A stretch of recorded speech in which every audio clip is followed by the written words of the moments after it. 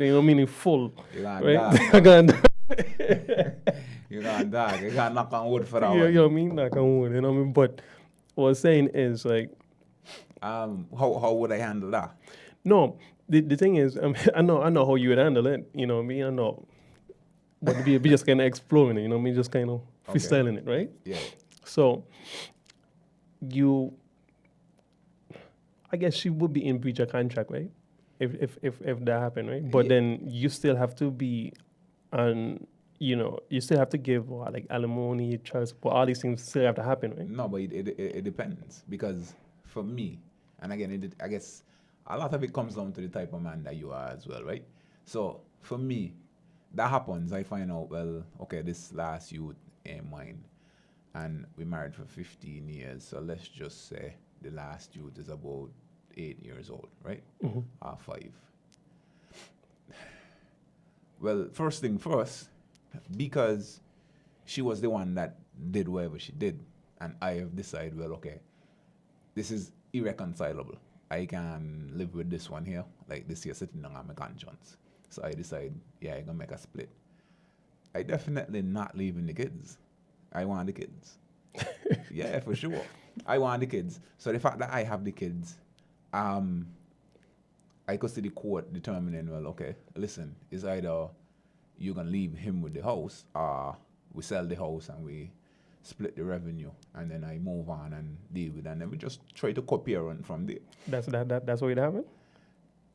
Yeah, that's possible. That's possible? It's possible, especially because she was the one that went in a different direction, and like you're saying, I was solid all the way through. So I think a lot of factors come into play in how they split those things. There is a definite gender bias, and mothers always seem to come out on top in those situations, like we discussed last week.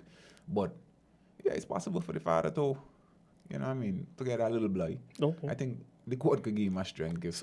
So let me ask you a question, right? Let's say the 7-year marriage thing was in place, right? Yeah. And your girlfriend asked you to marry her. How you handle that? Like she proposed to you. Well, first thing first, I don't want any woman to propose to me. You can't. What you gonna say? And tell her no? Bro, man, really. No, in a year one, come in with a surprise, you know. Yeah, but I'm being comfortable with it. So she kneel on in front of you and say, oh, You see, all of that ain't supposed to happen. I feel like. So no. My question is, what will be answered? No.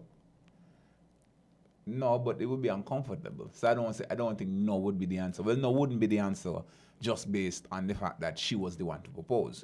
No would be the answer if I don't feel like I'm ready for that commitment with that particular individual. No, I mean, but let's say you're ready. I mean, like that was the next step in, like that. That's where your mind is at right now. Yeah. And she, met the step. I could kind of see a signature left hand, bro. No, I would try to take up off the ground. I would try to make it light, and especially if I hope she ain't follow like this TV thing and try to do it in some public place with a lot of crowd. Yeah, cameras. Yeah, the camera could come on and everything. What you gonna say no? May want to insult you, may want, You see Blue Touch come on with the cameras, everything, surprise. That's crazy. Candle, light up sign, will you marry me thing. That's crazy. You saying no to all of that? I wouldn't necessarily say no. Like if you're saying, are you ready to rock with it? Then I would tell her yes, but I'm not doing the whole ring and finger and you kneeling down, and don't do that. Don't do that. Big photo shoot, bro. You got me look stupid in public, Yeah, man. But let's explore now. Since we get into marriage, like in terms of the duties in marriage, like covering certain core things, like like sex, finance, anything else you could think about that is like core to you. No, I think a lot of the gender stereotypes surrounding marriage, we at a stage, we're in an age where those things don't necessarily have the same kind of resonance.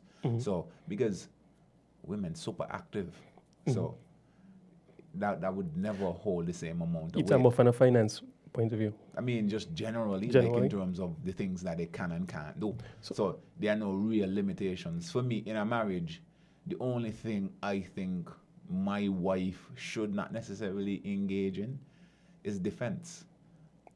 Like, okay, so let's say, for instance, somebody in the yard. Oh, okay. Right? Like, yeah. To protect. Right. So like protection, defending the family, Yeah. that type of thing. But I mean, everything else. If she want to go get it, get her money, or she wants to, you know, what I mean, try to get involved in something like woodworking, carpentry, and those things, because she feels like she has a passion for it. Yeah, I would it all the way. So let me ask you then, do you feel like it's a husband's job, or wife's job, like the duty, I should say, not job, the duty to please their partner sexually in terms of, let's say that, you know, that they're not in the mood or you're not in the mood or wherever, like, with eat a party, Yeah. but consistently. I'm not saying like a one-off. A one-off, you could be like tired, you're just tired, but consistently not in the mood for like a period of 6 months, not in the mood, 12 months, not in the mood. Oh no, man, that's grounds for divorce. What do you mean you're not in the mood for 12 months? No, because a relationship is all about compromise, and sometimes the things that you are in the mood for, your partner isn't necessarily in the mood for it. I'll give you an example. And while sex seems a little bit more intimate, Yeah.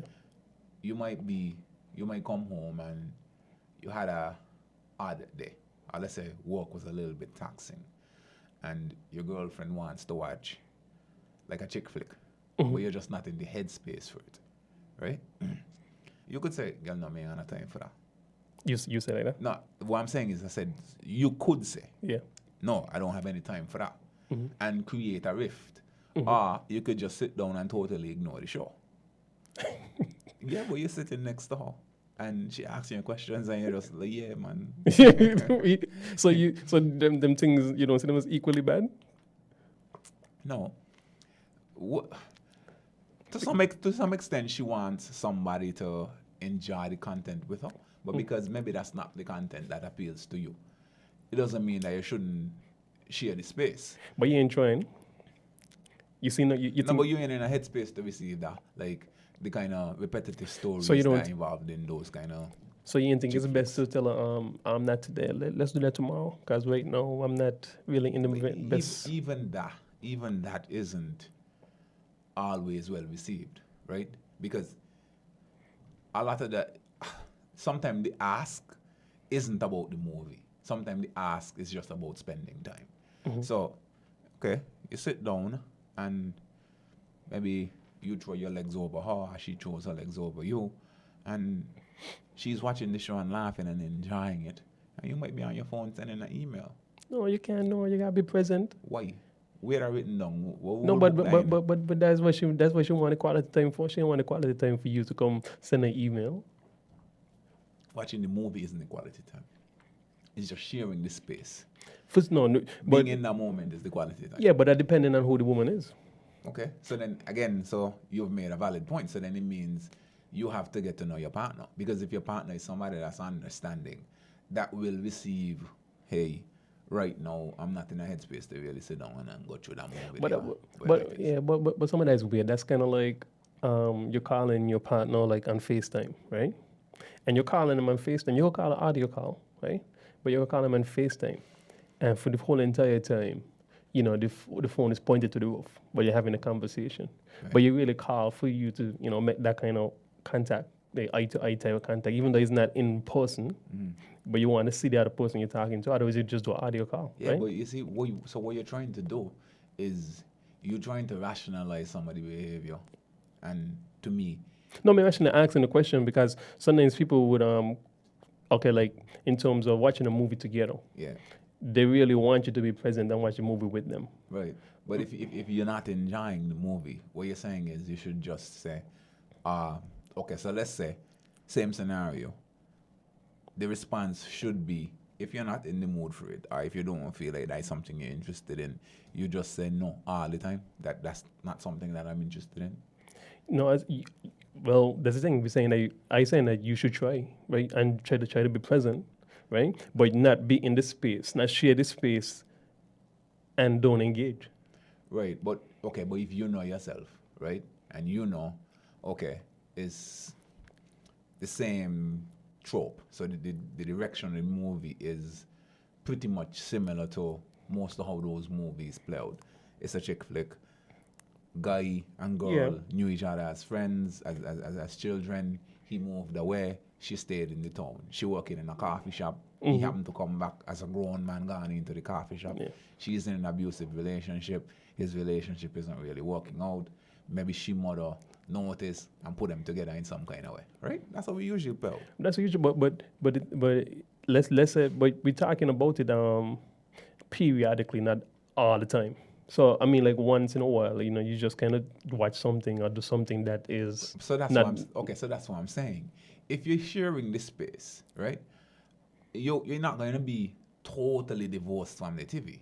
You might look over and glance at it a little bit, and she might ask a question. She might say something like, "Oh, he has a nice truck in the movie." You catch the truck part, so you're like, "Oh yeah, man, that's whoever the truck is." And she feels that level of engagement, but you're not really watching the movie in terms of, okay, you and I might watch a movie, we analyzing the storyline, we paying attention to the dialogue, cinematically, how it's shot, all these things here kind of resonating with you. If you're sitting in that space, watching a dude follow a girl and whatever happening in the show, that's not really something that you're interested in at all, then you won't be all the way tapped in. So you're saying Troy. What does Troy mean? Troy mean like paying attention to the movie fully? They're paying attention to the like, you know, really engaging into, because let's say that you know, you have a girlfriend. I mean, I'm not talking about like, let's say your present situation where it's like, you know, this long time like relationship, like you're in a relationship, right?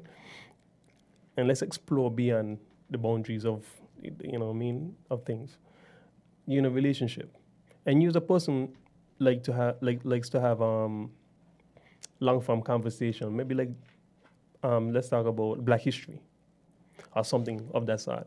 And let's say your partner is not really interested in, like, passionate about that, but you're kind of interested in that. You do a lot of research, you do a lot of reading on your own, and you saying that based on that, like you're having a conversation with her. If she is sending off a message while in the middle of the conversation, you know, repeatedly, you'll be fine with that because she's sharing the space. You don't necessarily want us to engage or, like, you know. That's different, because a conversation is different to watching something on TV. A conversation is a shared experience in terms of the intimacy, where the things that I say are how far I'm willing to go is dependent on your response. But hold up, isn't watching the movie a shared experience too? Right, but what I'm saying is the depth of where we go with that experience isn't dependent on your response. But hold on, but you're talking as if like just watching the movie alone, but she might ask questions like, what do you think about this? Like after the fact, like after the movie, or even during the movie, what do you think about that? May I see it? So you don't see a problem with that? No, bro. If you're in this space, right, she would have to be wired differently to get upset by the fact that you're sitting with her. She knows that you don't like a particular type of show. You've said it before. I'm assuming she knows the type of movies that you're into.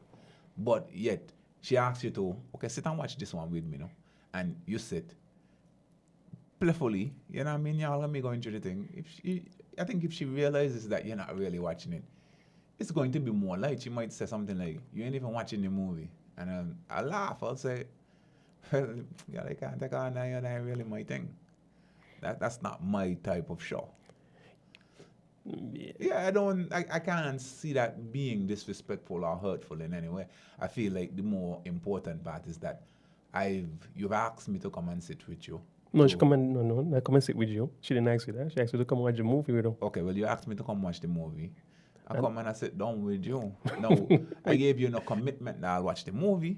You asked me to, but I understood under the surface. Hold on. The real ask was, let's spend some time. You're twisting this all the way, right? So she asked you to come watch a movie, you know. You said, okay. But that ain't a commitment? To what? To watch the movie? Yeah. No, I said, okay, because I understand what you're asking. Listen, you're behaving like you don't appreciate the fact that sometimes the question that is asked is just a camouflage for what is really intended. So sometimes they might say, hey, they might ask you a question, right? Mm-hmm. And the question that they ask is of no real importance. They just wanted the engagement.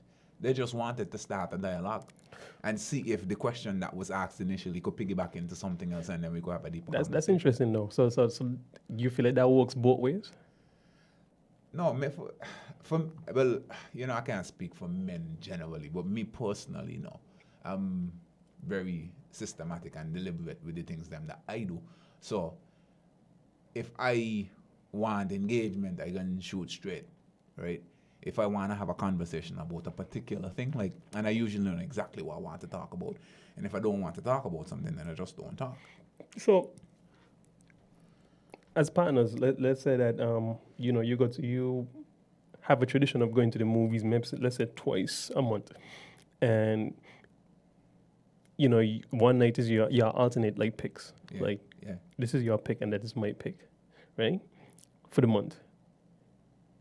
You as a partner, you wouldn't expect no form of engagement about any, like, depending on what the movie is. But that's a totally different experience again. Like viewing a movie in a movie theater is totally different to viewing a movie. But even if it's home, let's say if it's Netflix and you say, we're gonna watch this movie, we're gonna pick a movie. It's easier to and alternate. It's easier to dismiss a Netflix show or a movie that you don't want to watch at home.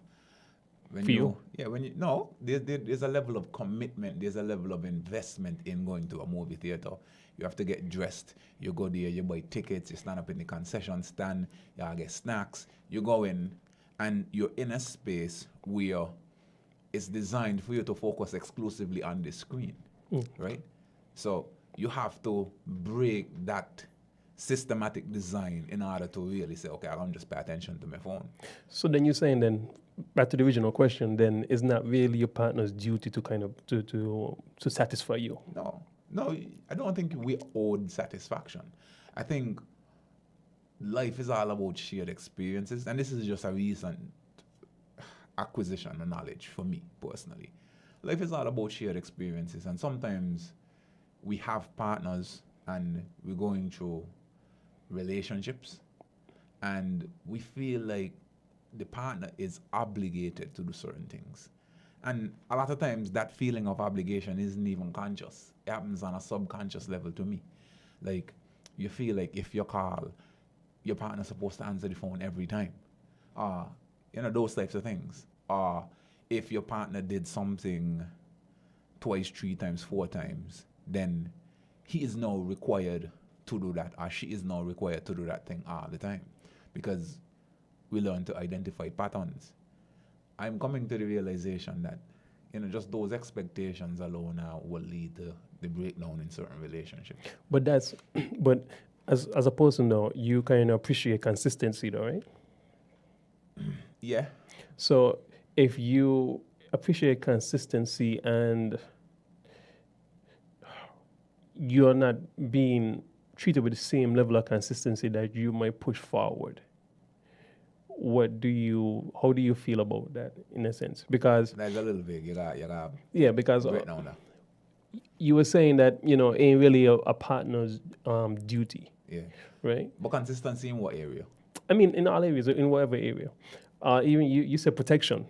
Right? You were talking about protection, and you were saying that anything to kind of protect, you feel like it falls on the man. Yeah. Right. And so you're saying that there's no time that like a woman could hold a mantle and be the protector. Well, I'm not saying that. What I'm saying is, and for me personally, I feel like that is a part of the masculine responsibility.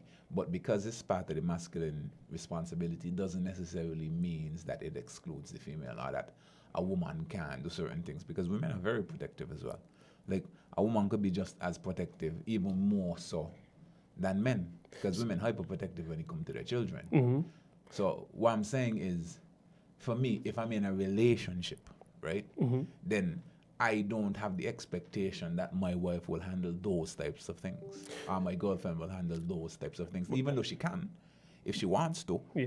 If I am around, I will always push the energy first. But I'm gonna ask you again, like in the context of a marriage, you don't believe that partners have duties to each other? In the context of a marriage, if you don't have don't have duties to each other? Yeah, you have a duty because of the nature of the commitment. So you've decided that, listen, we man and wife, we share the last name, all of the other stuff that come along with that. Yes, you have an obligation to me as I have obligations to you, right? So there is a certain expectation that you will cherish me and you will always operate in ways that honor the commitments that we have. Meaning, you don't expect to marry me and then be out doing whatever you want to do with a bunch of other guys, right? You're married and all of your friends are males and guys pulling up by the house at 10:30, you're getting dressed and telling me, I'm coming back. And yeah, you're making a move. I have no idea where you're going. All of those things. So I am owed that level of respect. But in terms of happiness, I don't think a partner can make you happy. I think happiness is something that's intrinsic. I think happiness comes from an internal space. We have to seek it out, and then your partner could add to it, or your partner could facilitate an environment where happiness grows. That's what I was about to say that, because I think what we talk about is joy. Like if you have a joy as an internal thing, and I think a partner could add to your happiness. Yeah. You know, they can't really deplete it or take it away from you, but they should add to your happiness. But no, I think they could actually take it away. They're not responsible for giving it to you. No, I mean your joy. Well, Okay. someone joy and happiness. Like the Yeah. happiness is something that could be like added. You know what I mean? But your joy should be something that comes from within you, personally, right? So, but you do agree that in a marriage, in the context of marriage, there is duties that both partners in that marriage has to perform. Well, I know. I think you have a responsibility. That's another duty. No, a duty is a prescribed role, right? So then you don't think there's got prescribed roles in marriage? No, give me an example of a prescribed role in a marriage. Anytime I tap you at 3 a.m, it Action. gotta be action. No, ask a question. You know, me just That's a question. because there's a question. That's a comment I heard from a guy at a party maybe about 4 years back. Oh, no, that's supremely misogynistic. That's not. We just talking about duties. We're not going into that. But I was saying is like, but that ain't a duty. Who duty that is? no.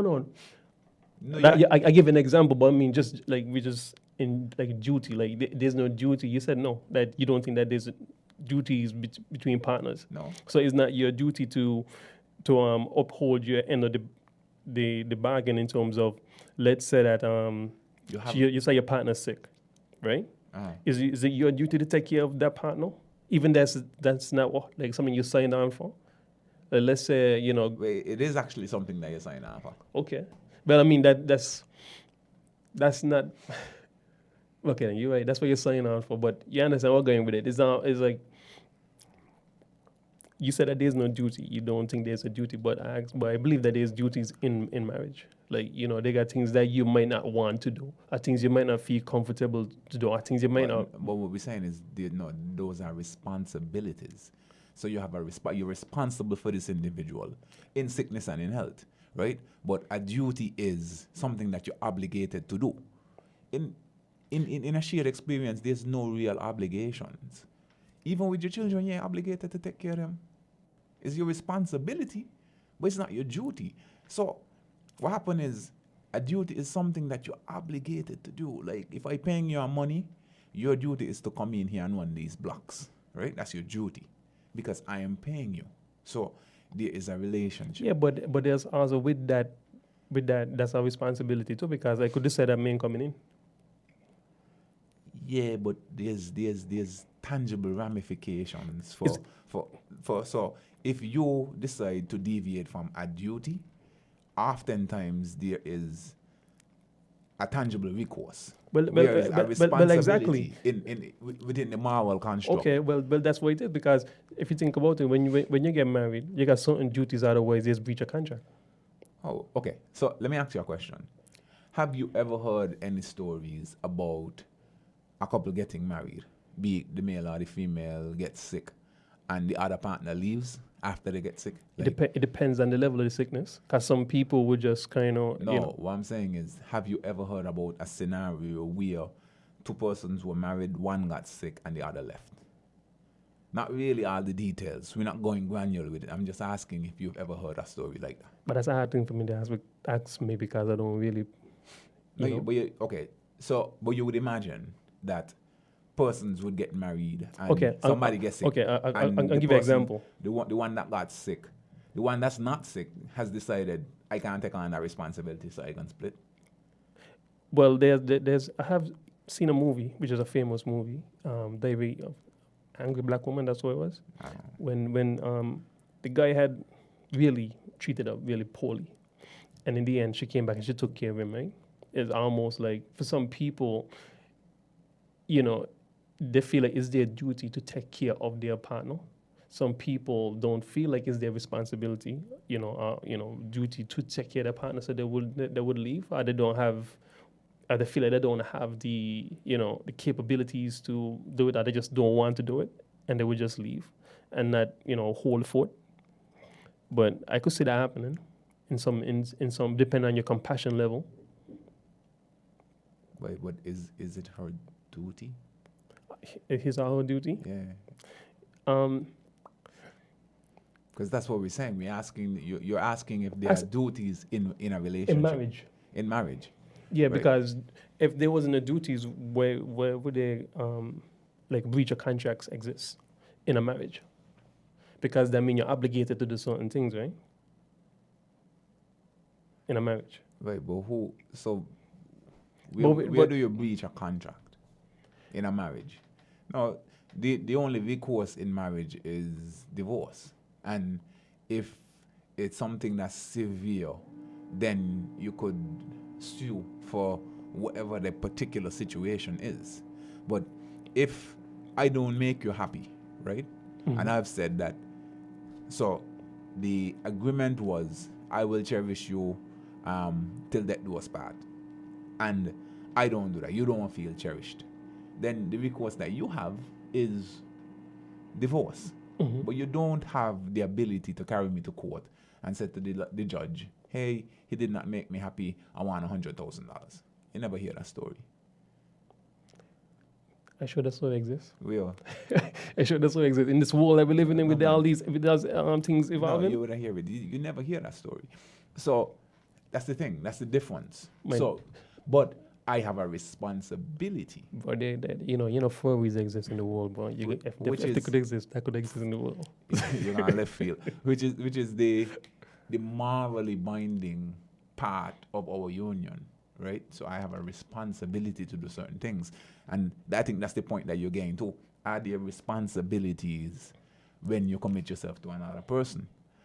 Yeah. All day. You have a lot of responsibilities when you commit to another person. Like for me, as a man, when you make that commitment, one of the first responsibilities is for you to extend yourself as much as possible to providing basic needs. So food, shelter, transport, those types of things, right? As a man, you gotta extend yourself. Not saying that you have to be the one to do everything, but you gotta extend yourself. As a man, yeah, that's not like a duty though. Like if you feel like it's almost like an obligation, like an internal obligation that you feel like is a noble obligation, right? That you feel like a man, that's all man should be. Man, no, because it's semantics, right? I think we're getting kind of mixed up in the semantics because duty and responsibilities have some level of overlap. But for me, really and truly, a responsibility is something that you take up. So responsibilities come from an internal space. But a duty almost comes like either an expectation or something that is externally imposed. That's how I see it, at least. But I think but if we go after that kind of goes back with the narrative, like that's how like a man should be, or that's the perspective that I guess that you hold, that a man should be these ideals, like, hold these ideals. Wait, so should be those are the expectations. But inside a person, that becomes almost like an obligation. Like it feels like you can't do nothing else but this. No, if you choose to uphold it then you see it as your responsibility. So you don't feel like you're obligated to do it? The outside world see it as your duty. So my wife's mother will say, it's your duty to do this, mm-hmm. right? And I don't have to do it. So I'm ignoring my duty. But once I am doing all those things, then I have taken responsibility. I have not taken duty. I've taken responsibility for all the things that I'm doing. So you could pick and choose what things you want to be responsible for. Yeah. And people do it all the time. Yeah, and then then when you look at some men, and some people call some of them like waste men and different things, but they choose not to take on them responsibilities. Right. But some of us as men would judge those men based on our held obligations, our duties, our responsibilities that we choose to take on, like almost like be better than them. But from what you're saying is almost like, you could choose wherever you want and you could hold on to that consistently. Mm-hmm. But no, you see what I'm saying? Yeah, but listen, you can. So what I'm dealing with is the reality, right? Mm-hmm. The reality is you can choose to, or you can choose not to. And that's why we have so much youth going without fathers, because those men have chosen not to uphold that responsibility of raising that child. Now, a lot of men do hold the responsibility and maintain order. Now, the difference is your choice, being a man that has chosen not to honor his child and look for and support this seed that you've created, then that's taboo to some extent now. And society will look at you a particular way. And the reality is there are ramifications or there are consequences for that type of behavior. Because oftentimes we see situations where men live those types of lives. They have children and never contribute to their children's well-being when they're small. Mm-hmm. And then that man grows old and is somewhere in a poor house or lives in a house that's dilapidated, and his children are successful. They're young, they have strength, and they don't look for him. Some stories, yeah. Right. They don't go back to look back for him. And persons on the outside might sit down and be like, oh, they got a father up there in XYZ, right? But they don't understand that throughout the entire course of those children's life, they knew that man was their father, but he never demonstrated any type of care and attention for them. So now people say karma, but he's just reaping the fruits of the seeds that he planted. Okay, so I'll go back to the context of the marriage again, right? So let's say that you live with your partner for X amount of years, and let's say 5 years in, you say, honey, I'm hungry. Do you mind making me my egg sandwich, right? And she says, no, I ain't in the mood. I ain't made my responsibility to make you an egg sandwich. So you could go and do it yourself. No, all I'm asking is, she changing. No, the dynamics kind of changing in terms of the responsibility. She's choosing, like, I don't want to do that anymore. I want to do this other thing. I don't want to do that. That's not my responsibility. You could do that for yourself, right? How would you receive that as somebody who's kind of like found the new path of, you're not obligated to, or you don't, like, you could just change up responsibilities and not expect much, I guess, is what I'm saying. Okay, so that particular scenario, I guess that would need context for me to kind of determine how I would deal with that. Because if they ask, so there's an ask, Mm-hmm. right? Please, can I have a sandwich? Something that's consistently used to be normal. Right. It was normal, let's say, 2 days ago. Yeah. Right? For that to happen. And just today, something happens where you don't want to do it. That's what you're saying. I'm saying it was normal for like years, like let's say for 3 years. Yeah, 3 and years. I asked this one day. Just one day, and he's just like, no, I'm not, and it's not my responsibility. It's not my responsibility. Made the person have a new perspective in life. They had a paradigm shift. Yeah. And they're thinking different now. Okay. I would get up and make the egg sandwich myself. But then that would lead into a much deeper conversation. Because as opposed to kind of blowing out and making that a thing, I would probably so how I would handle it, I would make the egg sandwich myself. And then a little bit later, when I release some of the emotion that I suspect I would feel in that moment, knowing myself. A little later down, I'd say, what was going on with that sandwich situation this afternoon? That is just to allow you to give me a deeper context or kind of inform me as to where your mind is at. If your mind is in a space where, okay, you believe in some other type of, mission. So women aren't supposed to do this, or you're following some new thought process. Mm-hmm. And it determines that you don't do these things because they're beneath you, right? Let's just say. Mm-hmm. Okay, that's all right, cool. So you do understand that that is going to change the dynamics of our relationship, because it means then that if you don't feel like these things are things that you can do for me, right? So if you don't feel like the things that you used to do, the ways that you used to extend yourself so that I could be comfortable, then the ways that I am accustomed to extending myself, those things will also change, because everything has a ripple effect. That would be the conversation. I don't think I would be... At this point in your life, you don't think you would be like, you would be upset at it? Upset, but not irate, not vocal. It would make me think. I think, and not even upset. I think I would be more offended than anything else. I'd be like, what you mean? Maybe even in the moment, I would be like, what you mean? And let's say I get a brief answer that kind of alludes to the reason why you've taken that stance. Okay, cool. And you're allowed to go do what you're doing. I'll get up and I'll make the sandwich myself, and then, like I said, a little bit later we have a different conversation. But that alone could cause a big ripple effect.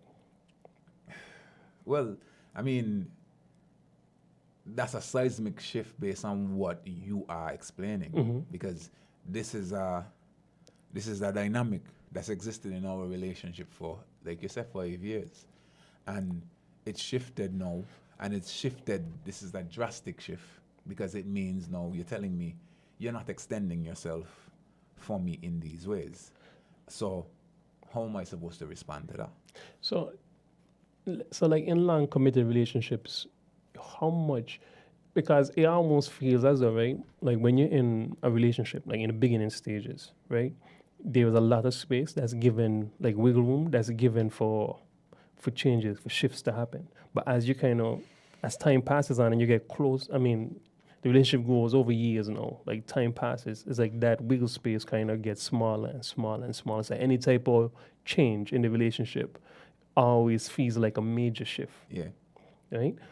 What do you think is like a healthy, if it was to base it on a percentage basis, like 80-20, 90-10, in terms of wiggle room space for people in committed relationships, like long committed relationships? It's hard to say. I think the real glue to a long-term committed relationship is communication. Not to cut you, but I want to ask in terms of the consistency, because is a consistency in terms of the relationship, right? Like a long committed relationship, communication, you're saying, and consistency, because those things. Right, but if so, a shift in anything that has been consistent should usually be preceded by a conversation, because then you got context, then you have, some level of awareness. So when you see the shift, it doesn't come as a surprise, because that's where, okay, let's say for instance the same scenario with the sandwich, right? Your wife tells you on Monday that she's reading this book and this new author is exposing all of these beliefs, right? Y'all had a conversation about all these beliefs. And then Wednesday you ask for the sandwich. And she said, oh no, I'm not making the sandwich. Instinctively, and not even instinctively, you already know that her response today, on Wednesday, is because of the book that she read on Monday, right? Kind of. The book says women shouldn't do this, women need to take back the power. That's what the book is about. Women taking back the power, right? So this woman is a feminist and she's pushing this agenda, a feminism agenda. You ask your wife on Wednesday now about this language, and she says no. Yeah. Well, you got deeper context. You understand why she. No, I understand. No, you understand why. I know. I know It's exactly not what I'm telling you. justified. Yeah. It doesn't make sense to you, but you understand where it come from. You don't understand it. You understand where it came from. So I you know where it understand- come from. Right. So you understand the genesis of it. Right. Just that understanding alone will shift your perspective. You can change how you feel about it. No. Yeah. No. No. That's the ideal. No. That because Let me tell you. that's Either, not. either you're gonna laugh, you're gonna say, "Boy, this girl." No, here." depending on but depending, I believe that in itself will kind of get you feeling. You might feel offended. You might feel offended because it's almost like somebody giving you this big pill and you got to swallow it, because that's like a major shift without any sort of like dialogue or anything. It's like if you have a new way of life, like you change religion and you wasn't a religious person, and now your partner is like everything is religion, so every single thing is about from a religious point of view. So let's say that you wasn't married yet, and then she said, no more sex until we get married. Right. That's a major shift. You're gonna feel away. You're gonna understand. But I said earlier that I would be offended. What I'm saying is, you have deeper context, so you know where it come from. It ain't gonna catch you off guard. Is what I'm saying. That would never catch you off guard. It would offend you. It might rub you the wrong way because you feel like it doesn't make sense. But if it catch you off guard, then it means that you're unaware. It means that you're not paying attention to what's happening within the environment where you exist. Well, the off guard, it would be kind of unexpected. Still, even though people read books all the time, but when you apply something instantly after reading a book to somebody that you build something with for years, right? It must catch you off guard. Okay, let's say for instance, me and you are like brothers for so long, right? And then I read this book, and the book is about manipulation and different things, right? And I tell you about the book and whatever, you know what I mean? And then we got like a business deal. Yeah. And 3 days later, I do some underhanded stuff and strip you away from the business. You must be caught off guard.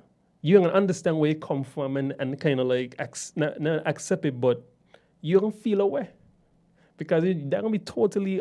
You wouldn't expect that from me because like that is not what we build on. Like that is not what we've been building on for years.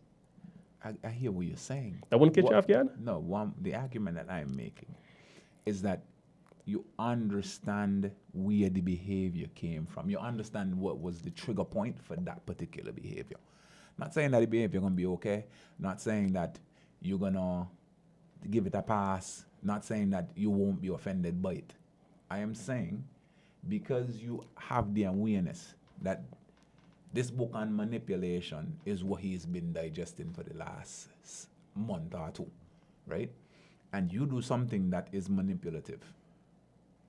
At some point, I will be able to look at that entire situation and say, why, he learned that, he picked up that out of that stupid book, That basically that's at some point. But but in the moment we're talking about, and when that happened in the moment, when you just totally shift in that moment. Well, what you're talking about is drastic. I think the sandwich thing isn't as drastic, and I would pick up that in the moment. I would grab that in the moment. 2 days ago, you're telling me about this woman and this book and this thought process that I have, and then you come and tell me, no, you're not making the sandwich because it's not your responsibility. Remember, that was the conversation. Yeah, that's the conversation. Yeah, man, my mind gonna click that out right away. I gonna know that's where that come from, in that moment. Yeah, but the thing I want to get at is you saying that you would understand. It's almost like would you I understand where it come comes from. I understand where Yeah. it come from, but in terms of the accepting it part about it, that's the part kind of confused about. You think it's easy for you to just move forward? Oh, no. Can't accept that. How you gonna accept that? Because it means you're telling me you won't share dinner for me, right? That's something you're accustomed to do. You're accustomed to cook because you've always liked cooking and you share dinner. Call me and the kids to eat. We sit at the table and we share a meal as a family. That's been something that you've been doing consistently. Not saying that I can't do it, but it's something that you have done, right? you've taken upon yourself, that is the way that you nurture your family. You prepare meals and you share it out and you make sure everybody eat, right? Now, there's nothing belittling about that. There's nothing demeaning about that. You read a book and the book says, hey, you shouldn't be doing that for all of these reasons. So they give their justifications. You, by the justifications, they seem rational to you. And as a result of that, you determine that you're no longer cooking meals or you're no longer sharing it out. You might cook, but everybody got to share their own food because you're not a servant, right? That is the headspace that you're in right now, based on the book that you're reading. I understand where it comes from. I don't understand the response to it. Okay. I don't understand the behavior and the shift and the justification, because it doesn't happen in a vacuum. You can't just read a book and the book says, oh, women need to take back their power, and just like men are physically abusive to some women, women need to start being physically abusive, and you just decide, okay, well, yeah, every time I say something that you don't like, you're going to get a little bit physical with me. I understand where you come from. I understand where you get a kind of concept from. I don't understand the behavior. I don't understand the response. Also, I can ask you another question based on more like the privacy thing, right? Real quick. Privacy. Yeah, privacy, right? Do you think that in a long committed relationship, marriage, and relationship now, you think that privacy does exist in the realm of, let's say, finances and stuff like that? Ugh, that one tight. When you say privacy, so you mean, like, would you give your partner access to your bank card and bank PIN number and stuff like that? Do you think it's in a committed relationship, married, and like I said, just committed relationship, marriage? That you see, that's a weird question, because you can't give it a white brush answer. You can't give it a broad brush answer, because it depends on how one would govern their individual relationship. So for me personally, right, long-term relationship, that type of thing, because I like to communicate so much, I feel like my partner should know these things, and there's nothing at that stage that I would be willing to hide. I would have assessed my partner to the stage or to the level to kind of identify if there is any great possibility that they would take money off of the account without my awareness. Because some people hold on to that information, keep that information close to their chest, because they know their partner bad with money, right? And they could look past that. They just realize that it has to be their responsibility to govern the funds. Some people have those dynamics. So it's difficult to say, okay, yeah, partners should share this and partners shouldn't share this. But I feel like, again, it just depends on your unique situation. For me personally, I would want a partner that I could share those things with. You will have to share and have the access with. Yeah, for sure. Because I want to be able to do things and say, hey, babe, go handle this for me, right? And we have a shared account where all the money goes, and yeah, you could execute things. You don't need to wait for me, and I could trust you. And I know, like, yo, even if you weren't good with money, you've kind of patterned my example. Or if I'm not good with money, I could pattern the example that you've set, and we try to make each other just a little bit better. In terms of, if you see a deficiency in me, point it out and we could try to tighten it up. That's how I feel. And that's the type of relationship I would want to be in long term. I would feel super uncomfortable being in a relationship and my wife can't have access to the money that's on my account and all of these things. I don't feel like those things are private when you get into that level of relationship. So let's say you kind of have a business idea, and you're presenting this to your partner, I mean a business plan, everything well thought out, and you sure about yourself, and she's sure that you could execute the business plan that you're pushing forward on, right? And you say, babe, let me get $20,000. We have separate accounts? You have separate accounts. Okay. Right? But y'all, let's say married. Yeah. Right? You think that it's her responsibility to, give you the $20,000, or she could just tell you, like, nah? No. I don't think it's her responsibility. But I do think that she owes me a conversation, even if she doesn't necessarily see the virtue in my idea, and she does not want to do it. I think I am owed a conversation just based on the relationship that we are in. No, but she doesn't have to give me the money. So I'm not owed the money, but I am owed some level of conversation. And let's say she doesn't give you the money, Yeah. and you get a business started, and now the business is worth a couple $1 million. Yeah. You think she should expect anything from that? Again, that's kind of mystic, because as the business goes from 0 to 100 million, she must have had some kind of involvement. So if she was... No, I mean, I'm talking about the investment, the initial investment that you needed. Yeah, but what I'm saying is, even if I had made the initial investment on my own, right? But we didn't. That didn't break us. The fact that she telling me no didn't break us. I still went ahead and made the initial investment and grew it to 100 million. I'm saying, once we got past the initial investment stage, she must have had some input in the business. And we must have found some level of balance for me to be able to grow it to 100 million, right? So the business getting to 100 million wouldn't necessarily be the breaking point, if that's what you're asking. I think the breaking point would happen much earlier. Oh, yeah. So if you go to 100 million, then, yeah, man, 100 million, 50 million is yours.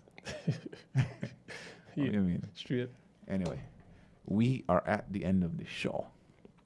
It is now 6 p.m., 6:01 to be exact. And you were listening to the He Nuh Show on WINN Media 98.9, live streaming on Instagram, on Facebook, and on YouTube. Tune in next week as we bring you more insights, more conversation, more deep dives. Have a good week, everyone. You found the sound. 98.9. WINN